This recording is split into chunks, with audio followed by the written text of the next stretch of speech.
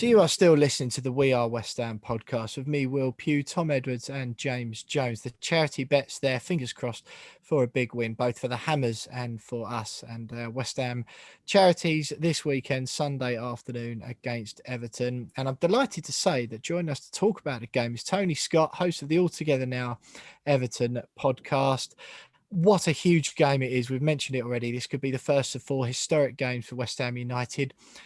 Equally big, I would say, for the Toffees. Tony, brilliant to have you with us, mate. It's fair to say, I think, that most neutrals would say West Ham have been better than Everton this season, but we could only be split by 3 points with you having a game in hand over us if you beat us on Sunday. What have you made of your season so far, and do you think my summary there is unfair? No, it's not unfair. It's spot on, to be honest. I think West Ham have been brilliant this season. Breath of fresh air to the Premier League. And even for the neutral, the likes of Everton supporters, Leeds and Aston Villa, it's great to see West Ham up there. Just a change of teams in the mix. We've seen what's happened in terms of the Super League teams, so-called, obviously unbuckling the trend. And it's great to see the likes of West Ham. It's even be brilliant to see the likes of Leicester up there and just another team to stop the so-called Big Six from getting in the mix. So I think West Ham have been brilliant this season. In terms of Everton, they've had an up and down season, started like a house on fire. I think they were top of the league in August, September, and then a bit of a tails off when they hit October. The Corey injury was a massive blow in terms of how the whole system evolved around him. He's up and down, he's a ball carrier, he gets you up the pitch, and that's been a huge miss for Everton. James Rodriguez has been arguably, I'll go as far as to say he's the best player I've seen in an Everton shirt in a long time. Yeah, he's just unbelievable. When you sign a player, you guys will have probably seen it in plenty of times. I remember Paya playing Fusion. There's just players that you look at and you go, wow, he's just far too good for us. And you go, what is going on here? The problem Everton have got is getting him on the pitch. Rodriguez is, I could probably name about 15 games he's played. It's a 38-game season. I think that's been a huge problem for Everton. But when he has played, my God, he's unbelievable. And he was a huge miss on the weekend as well against Aston Villa. Got injured in the warm-up. I don't know what the injury situation is. I know it's a bit of a cough, but it's happened too often this season. And I think when he hasn't played and Takore, Everton have suffered big time. So it's been a bit of an up and down season for Everton so far. If you're going to rate it out of 10, I'd probably say a 6.5 with potential to go to an 8. Depends on how they go in the next 5 games. Tony, would you say that, I mean, you've mentioned it there already, we've had quite a lot of injury problems. I mean, even Dominic Calvert-Lewin's missed some games through injury recently. I know he's just come back, but James Rodriguez, Decore, given the start you had to the season and where potentially Everton could finish, which is potentially out of the top 7 and missing out in Europe, given the way the season's going, do you think that Everton can look back and go, it's a bit of a missed opportunity, given Liverpool worst title defence in history probably? The top 4's wide open. Leicester and West Ham are up there. Spurs haven't been as good as they normally are. Arsenal are rubbish this season. Would you say that it could be a bit of a missed opportunity if you miss out in Europe?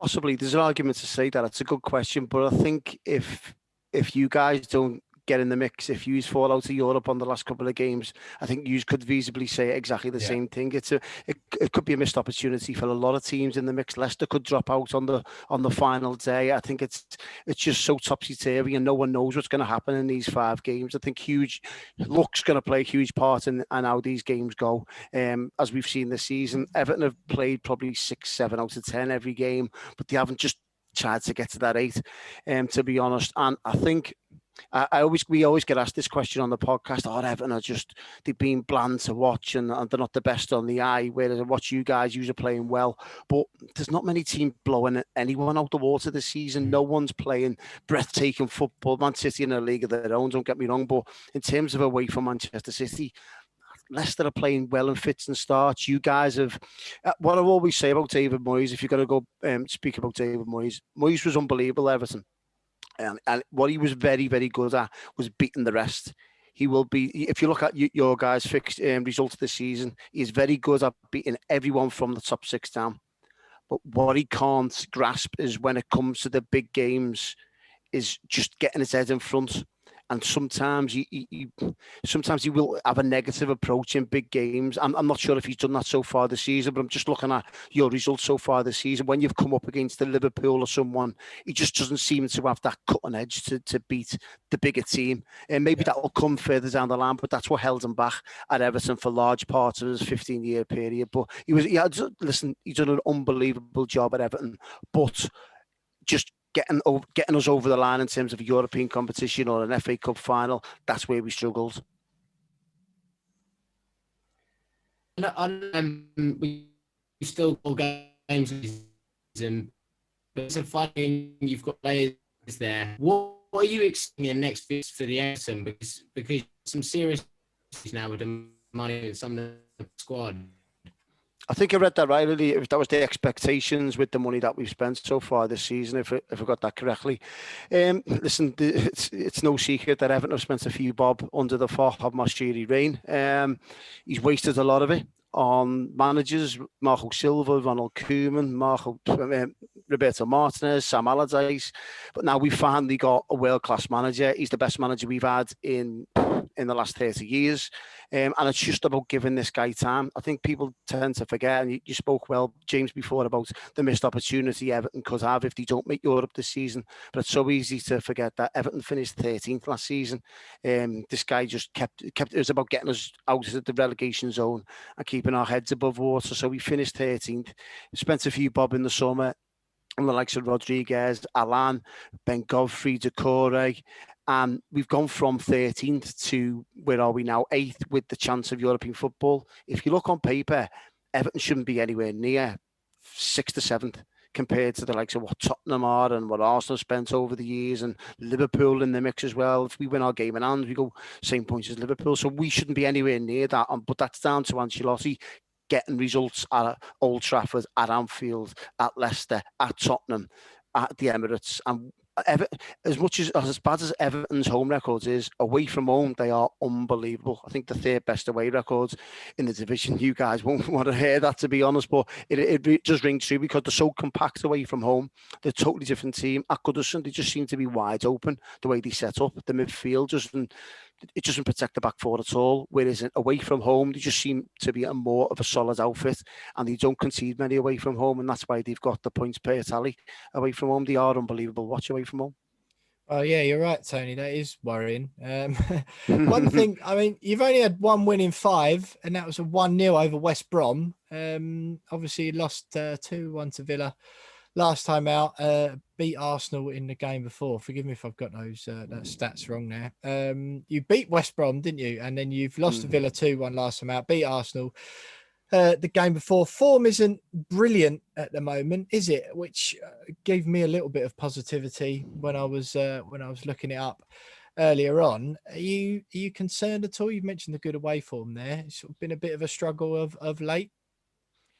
Form at home has been a concern since October. We've won 3 at home since October, but away from home, as I just touched on there, they're unbelievable. They just grow in confidence away from home, and because the record still stands there, I think Leicester and I think Manchester City have picked up, or Manchester United have picked up more points than them all season. I think it tells you why Everton are still in the mix, because of the away record. The form is a little bit patchy if you're mixing it in with the home and away record, but away from home they are really, really good. They just seem to be more of an outfit, solid at the back, and they can counter attack. When Rodriguez plays in a 10, you've obviously got Calvert-Lewin's pace, and you've got Richarlison, who's been in and out, so to speak, over the past 6 weeks. So I'm confident just basically because of the away record. I really, really am, and I think it'll be interesting to see how Moyes approaches this one, because I think this is more of a must-win for West Ham than it is for Everton, dare I say, because I think Hughes are so close to getting in that top 4, as in, would it be a recipe for disaster if Everton miss out on Europe? Yeah, it wouldn't be ideal, but I think because Hughes are so close to it, I think it'd be more of a disaster if Hughes don't take the 3 points. So I think the onus will be on West Ham to come at Everton. So it'll be interesting to see how David Moyes approaches it. Yeah, I completely agree with you, Tony. Particularly given I think we've got the second best home record in the Premier League this season, which makes it even more tasty given what's at stake and the form home and away for both sides. But I'm interested to. I mean, there's been so many players for Everton this season that have caused damage. You've already spoken about James Rodriguez, Dominic Calvert-Lewin's having the best season of his career so far. Where do you see Everton hurting West Ham at London Stadium at the weekend? Which players do you think that can really sort of, excuse the pun, but give us a bit of a hammer blow to our top four hopes? Oh, that's awful. Oh, it's awful. I'm clipping that later, definitely. Dominic Calvert-Lewin's got an excellent away record this season. I think if Rodriguez plays, it all depends on what Carlo Ancelotti says on the Friday's press conference. If he declares James Rodriguez fit, I think West Ham have got a problem, a big problem, because he's just. You guys will see it. If you see him, you'll go, why can't players get near him? Why can't? And he's one of them players where you watch and you're going, why aren't players getting stuck into him? Why aren't people kicking him in the air? And he just oozes class. And the reports that we hear at Everton's training ground is that some of the players that actually play on the same team as him in training, they're going, how on earth he's done that? He's just one of them. So if he plays, I think West Ham have got a problem. And how they deal with him as well. And I think that's been vital to how successful Everton have been this season, because at home, the opposition don't know how to mark him up, because Everton basically give him a free rein. And I think the likes of yourselves and us, I think we class ourselves a bit of a working class club, West Ham and Everton. It's one of them where you pay your money, you take your chance, but what you want to see is 100% effort from your team. But there's certain players where you just allow to be, do you know what, you don't need to. Do you know what I mean? Yeah. And Seamus Coleman. Exactly, yeah. Seamus Coleman's been very vocal in many years gone by, saying everyone's got to work for the team, no one shakes the tackle. But when this lad plays, I think everyone just carries him, because he's just one of them that you go, wow, he's allowed to do what he wants. And that's what the opposition have found difficult to pick up, because he just chips in and out. He can be left back, right back, he can be up the pitch, he'll play in the 10, he'll play everywhere. And it'll just be interesting to see how West Ham finds a solution for that, because not many teams away from home have done it this season. So you mentioned it there, Tony, about team news and injuries. What sort of, is there anything you can update us? What team are you expecting, or can we expect to see? Obviously, a way off now. We're recording this Tuesday, so it's still best part of a week to go. But what are you expecting team-wise? I'm expecting Everton to make changes at the back. It hasn't been ideal month for Mason Holgate. He's made a couple of errors which have led to goals conceding and defeats for Everton. So I expect either Yerry Mina to come in at the back or Michael Keane. Ben Godfrey has arguably been Everton's best player. In fact, he has. He's been Everton's best player this season. Consistently 35, 36 games, been an absolute steal. I think he'll walk away with the Player of the Season awards. So I think Ben Godfrey will partner one of them. Right back, Seamus Coleman. Left back, Lucas Dean. I think the three in the middle would be Alan, possibly Tom Davis may come in. And the front three, if obviously Rodriguez plays, will be Calvert-Lewin, Rodriguez and Richarlison. Andre Gomez has been in and out. So it could be any one of Sigurdsson, Gomez, Alan, Davis in there. So I think Everton will go a 4-3-3 if Rodriguez plays, and they just give him a bit of a free rein. Yeah, found it. It's just interesting. I've always found, Jonesy, I don't know if you have, that Everton are like our bogey team. Do you know what I mean? Even home or away. I mean, to be fair, for most of the time that I've been watching West Ham, Everton have been better than us. So that's why I always feel like that. But I think that seems to have shifted in recent weeks, doesn't it? Is there anything you're particularly frightened about going into the game?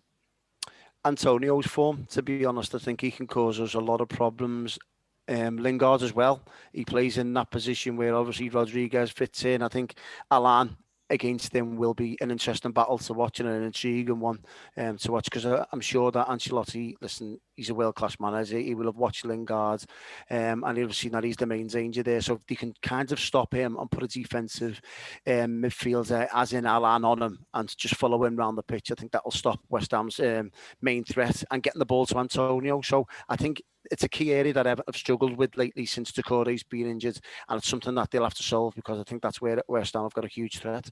What do you like at defending out wide? Because we had loads of joy against Burnley on Monday night from wide positions.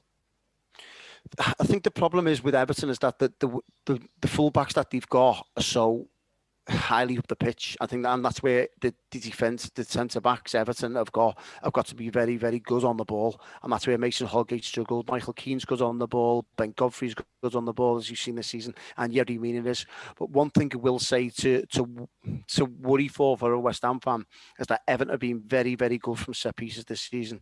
I think it's only Manchester it's City. only us. Is it only yourselves? Yeah. I think only West Ham have scored more goals. And a bit Chelsea of are up there, aren't they? a bit of an insight is Carlo Ancelotti's son is the Everton coach, David Ancelotti, and he is the set piece specialist at Everton's training ground, and he drills it in, and they've become a success. So especially if Yerry Mina comes in for Mason Holgate as well, I expect Everton to become a huge threat from set pieces, as well as obviously Delvin Calvert-Lewin and other players in there. You've got obviously the quality of Rodriguez, Sigurdsson, and Lucas Digne from set pieces. So yeah, it'll be a really intriguing battle to watch, and even for the neutral to watch, I think it'll be a cracking game.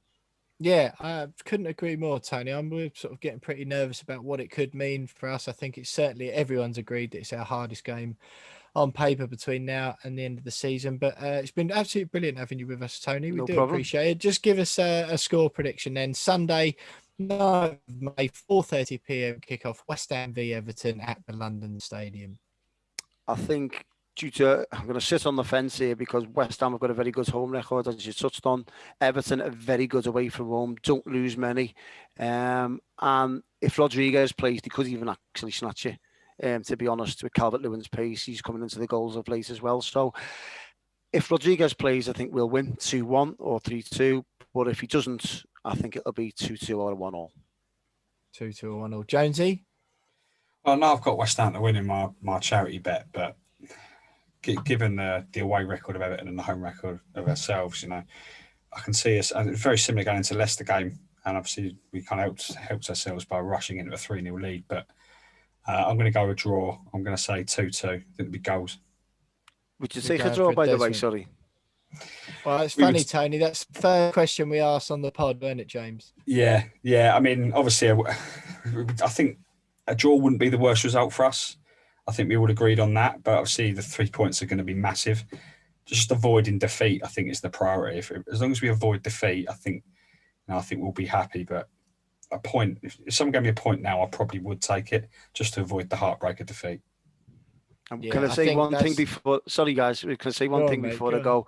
If after the weekend, I really, really hope you win every game and get in fourth place. And I'm not just saying that because I'm on. I really do, and I think a lot of Everton fans think exactly the same. To be honest, because it's just so refreshing to see another team in the mix, and especially if you take Liverpool's spot as well. Yeah, top man. Well, look, Tony Scott there, host of the All Together Now Everton podcast. Tony, it's been really brilliant having you on. Some great insight then. Appreciate your time and the detailed questions. What a game that is set to be. Sunday afternoon at the London Stadium could be huge for West Ham. Could be, like I say, one of 4 historic games to the end of what could be a historic season, or it could just be a little bit of a damp squib. But